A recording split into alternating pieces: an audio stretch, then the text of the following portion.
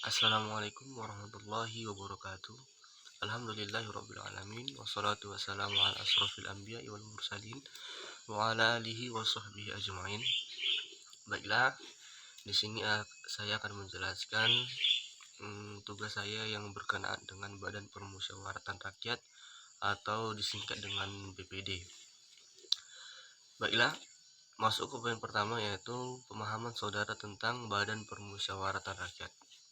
Badan Permusyawaratan Rakyat Desa atau disingkat dengan BPD merupakan lembaga perwujudan demokrasi dalam penyelenggaraan pemerintah desa.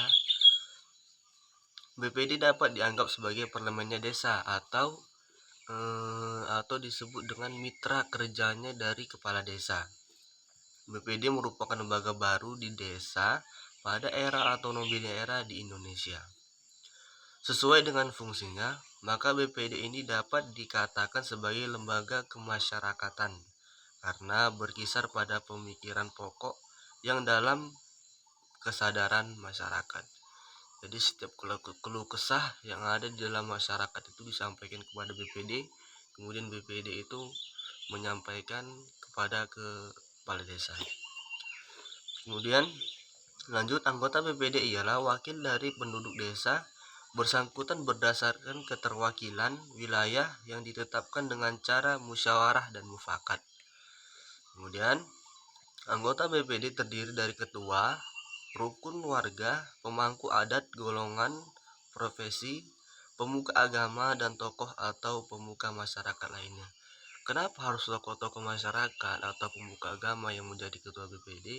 Agar masyarakat setempat lebih mudah menyampaikan bahasa mereka kepada pemuka tersebut, agar BPD tersebut lebih mudah memahami apa yang dimaksud oleh masyarakat tersebut.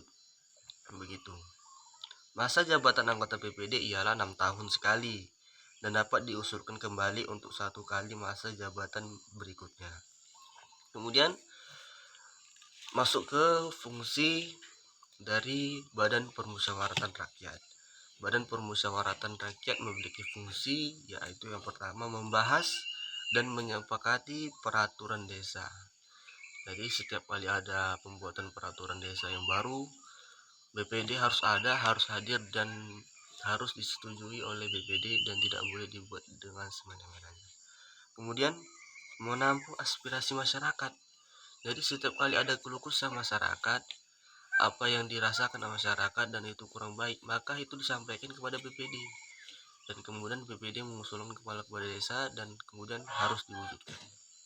Kemudian selanjutnya melakukan pengawasan kinerja kepala desa. Jadi menjadi kepala desa pun tidak mudah. Ya pasti ada badan yang mengawasi kinerja kepala desa, yaitu BPD. Setiap apapun yang dilakukan oleh kepala desa itu dalam pengawasan BPD dan tidak boleh melakukan hal yang semena-menanya saja. Kemudian masuk ke pembahasan yang kedua, yaitu pemahaman masyarakat tentang BPD. Kalau membahas tentang masyarakat awam yang ada di desa kami ini, mungkin masyarakat biasa ini tidak mengerti tentang Badan Permusyawaratan Rakyat karena keseharian mereka hanyalah petani kelapa sawit. Mungkin ketua-ketua RT, kepala dusun atau ketua RW mereka mengerti akan fungsi, akan kinerja Badan Permusyawaratan Rakyat, yaitu tadi ketika ada keluh kesah yang ada di masyarakat setempat, di desa setempat, ya RW atau kepala dusun menyampaikan dulu kepada Badan Permusyawaratan Rakyat atau BPD dan tidak langsung kepada kepala desa, karena mereka sudah mengerti step by step yang harus mereka lakukan dalam menyampaikan aspirasi mereka kepada pemerintah setempat. Kemudian tanggapan saudara tentang kinerja Badan Permusyawaratan Rakyat. Menurut pribadi saya sendiri, kinerja Badan Permusyawaratan Rakyat yang ada di desa kami ini ya biasa-biasa saja, ya begitu-begitu saja, dan tidak ada aspirasi lain yang mereka lakukan gitu. Tidak ada terobosan baru yang mereka lakukan selama saya hidup di desa saya ini. paling-paling ya mereka melakukan perbaikan jalan pun diperbaiki ya mungkin 1 sampai 2 bulan rusak lagi, sampai berapa tahun kemudian baru diperbaiki lagi, ya begitu-begitu saja. Makanya itu kami pun agak bingung gitu kan, kenapa sih desa seluas ini kok apa namanya eh, kinerja-kinerja kepala desa, kinerja-kinerja badan permusyawaratan rakyat itu tuh tidak nampak di sampai desa kami ini. Desa luas, cuma desa itu cuma satu. Maka dari itu saya sampaikan kepada Bapak, kemarin saya izin tidak bisa saya datang ke kantor kepala desa atau ke badan permusyawaratan rakyat karena jarak tempuh yang akan saya tempuh ke sana itu cukup jauh, 2 sampai 3 jam tergantung jalan. Karena di sini jalan tuh masih tanah, masih banyak genangan-genangan air dan lain sebagainya. Maka dari itu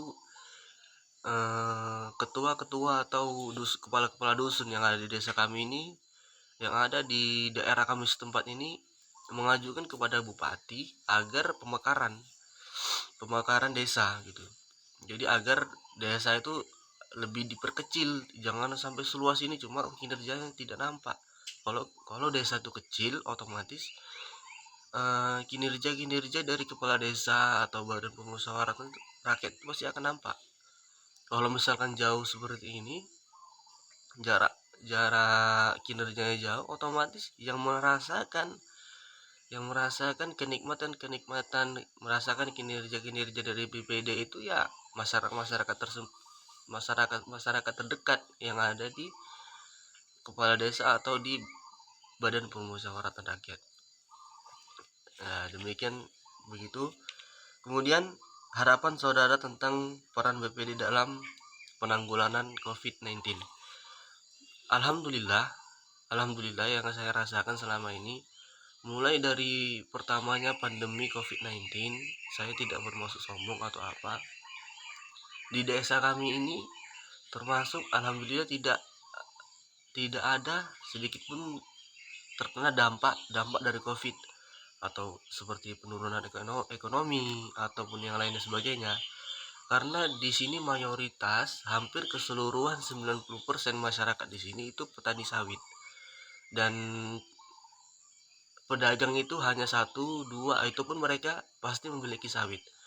Maka dari itu ya penanggulangan ekonomi di masalah COVID-19 ini hampir tidak ada di desa kami ini. Jadi ya mungkin ada sebagian dari masyarakat yang mendapatkan bantuan dari pemerintah seperti keluarga harapan, PKH dan lain-lain sebagainya. Mereka mendapat bantuan dari PPD. Ya alhamdulillah kami bersyukur sebagian masyarakat kami ini mendapatkan bantuan walaupun kami tidak mendapat bantuan. Ya alhamdulillah setidaknya masyarakat yang kurang mampu di desa kami ini mendapatkan bantuan dari desa atau dari badan permusyawaratan rakyat. Demikianlah yang dapat saya sampaikan. Lebih dan kurangnya saya mohon maaf. Wabillahi taufik wal hidayah. Wassalamualaikum warahmatullahi wabarakatuh.